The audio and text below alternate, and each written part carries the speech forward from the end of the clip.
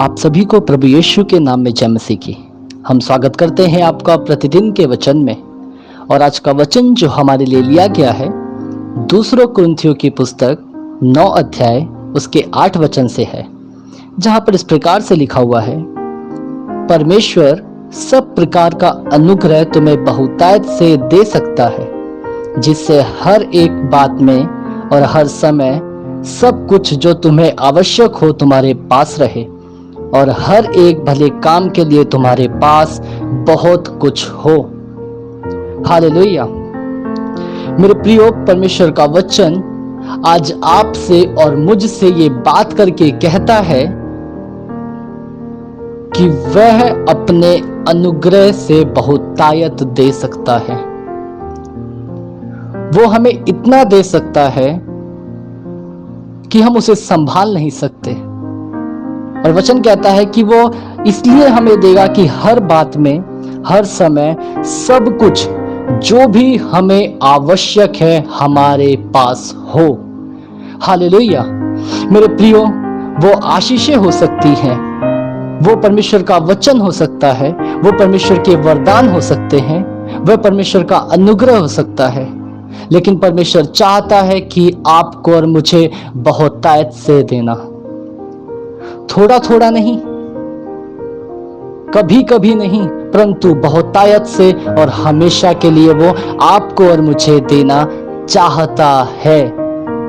लेकिन आगे जो वचन लिखा है, जो तुम्हें आवश्यक हो तुम्हारे पास रहे। क्यों देना चाहता है वो? ताकि हमारे पास रहे और हर एक भले काम के लिए तुम्हारे पास बहुत कुछ हो। परमेश्वर हमें देना तो चाहता है, हम परमेश्वर से मांगते भी हैं, लेकिन हम मांग क्यों रहे हैं या परमेश्वर हमें दे क्यों रहा है, हम इस बात को भूल जाते हैं। हाँ मेरे प्रियो, वचन कहता है कि वो सारी चीजें तुम्हें बहुतायत से इसलिए देना चाहता है ताकि तुम्हारे पास भलाई के कामों के लिए सब कुछ रहे। किस लिए मेरे प्रियो? भलाई के कामों के लिए, औरों को बांटने के लिए। अगर आज आपके पास परमेश्वर ने यीशु मसीह को दिया है, परमेश्वर का वचन दिया है, तो इसलिए दिया है ताकि आप औरों को बांटो, औरों को परमेश्वर का वचन सुनाओ। अगर आज परमेश्वर ने आपको बीमारियों से चंगाई दिया है, तो आपका अब फर्ज बनता है कि आप औरों के लिए प्रार्थना करो, उन्हें चंगाई दो। अगर आज परमेश्वर ने आपको आशीष दी है, तो परमेश्वर चाहता है कि आप औरों के लिए भी आशीष का कारण बने। तब जाके वो अपना बहुतायत का अनुग्रह आपको और मुझे देगा, और इस प्रकार से भरेगा हमें, इस प्रकार से अपना अनुग्रह हमें देगा कि हमारे पास कभी भी कुछ भी चीज की घटी ना होगी, परंतु सदैव हमारे पास जो हमारी आवश्यकता की चीजें हैं वो हमारे पास रहेगी।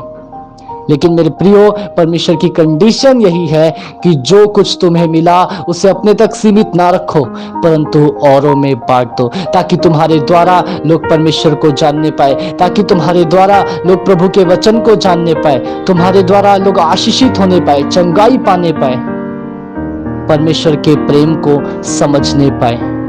वो परमेश्वर आपको और मुझे बहुतायत से दे सकता है।